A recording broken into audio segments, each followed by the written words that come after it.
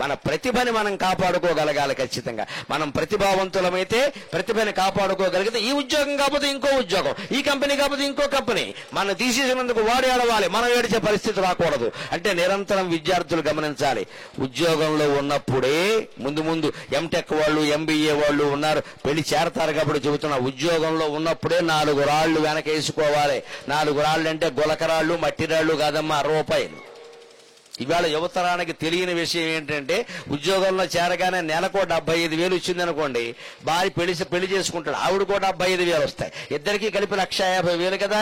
వెంటనే రాగానే ఏం చేస్తారు, మామూలు ఇల్లు కొనరు, విల్లా విల్లా విల్లా అంటే విలవిల్ల ఆడిపోవడమే. ఇంకా ₹1 కోటి విల్లా కొనేస్తారు. బ్యాంకు వాడు ఇస్తాడు, వాడు సొమ్మేం పోయింది, బ్యాంకు వాడు ఇస్తాడు, లోను ఇచ్చేమంటాడు, నెలకి ₹1,00,000 50,000 వాయిదా వేస్తాడు, నెలకి 50,000, అలా 15 ఏళ్ళు కట్టమంటాడు. వీళ్ళు ఏమనుకుంటారు, 15 ఏళ్ళు మనకి 1,50,000 ఇంకా పెరుగుతుంది, ఏం పర్వాలేదు కట్టేయచ్చు అని సంతకాలు పెట్టేస్తారు.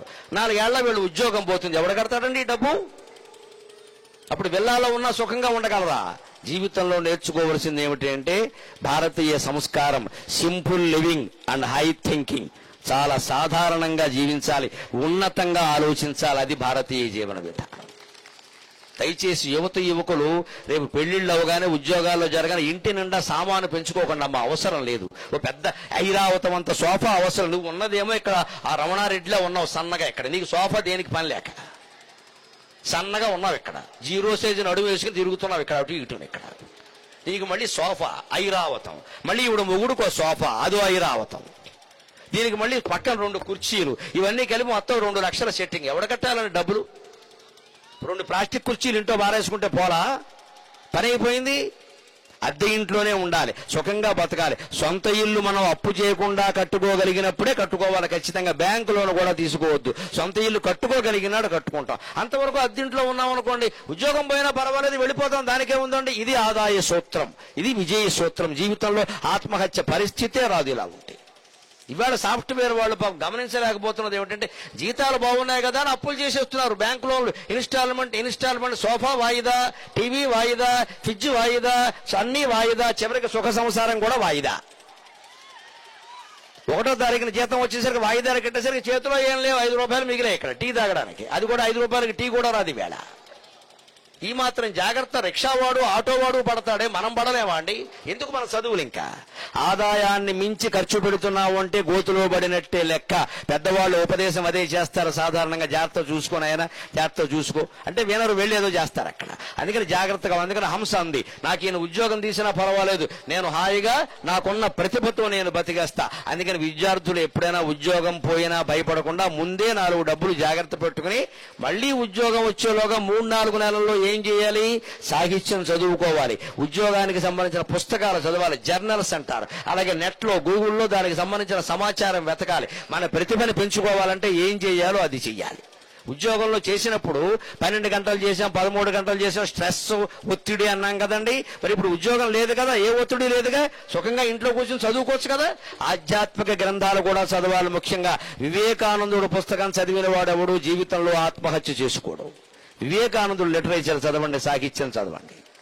రోజుకొక అరగంట కేటాయించిన యువతరం, మీరు చిన్నవాళ్ళైనా మీకు నమస్కరించి కోరుతున్నా, వివేకానందుడు సాహిత్యం చదవడానికి రోజుకొక అరగంట రాత్రి పడుకోబోయే ముందు కేటాయించండి. 9:30 నుంచి 10 లేదా 10 నుంచి 10:30 పడుకోబోయే ముందు ఆయన సాహిత్యం చదివి పడుకోండి. అద్వైత సాహిత్యం అయింది, కంప్లీట్ వర్క్స్ ఆఫ్ వివేకానంద అని 8 వాల్యూములు ఇంగ్లీషులో ఉంటే, ఈ జీవుడు 8 వాల్యూములు కూడా 2 సార్లు చదివాడు ఎప్పటికీ. అందువల్ల ఇంత ధైర్యంగా బతకగలుగుతున్నాం, ఇన్ని మాటలు మాట్లాడగలుగుతాం.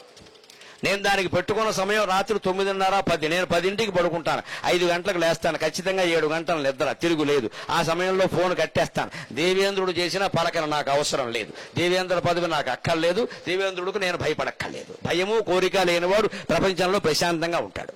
కోరిక లేనివాడు, భయం లేనివాడు ప్రశాంతంగా ఉంటాడు. నాకు కోరిక లేదు, మా అమ్మ దయ వల్ల, మా నాన్నగారి దయ వల్ల నాకు భయం లేదు. అందుకని నేను హాయిగా ఉంటాను. 10ంటికి ఫోన్ కట్టేస్తా. పొద్దున్న 8, నా పొద్దున జపం అయిపోవాలి, పారాయణ అయిపోవాలి, 8:30 కాఫీ తాగుతా. అప్పటి వరకు నేను ఫోన్ తీయను.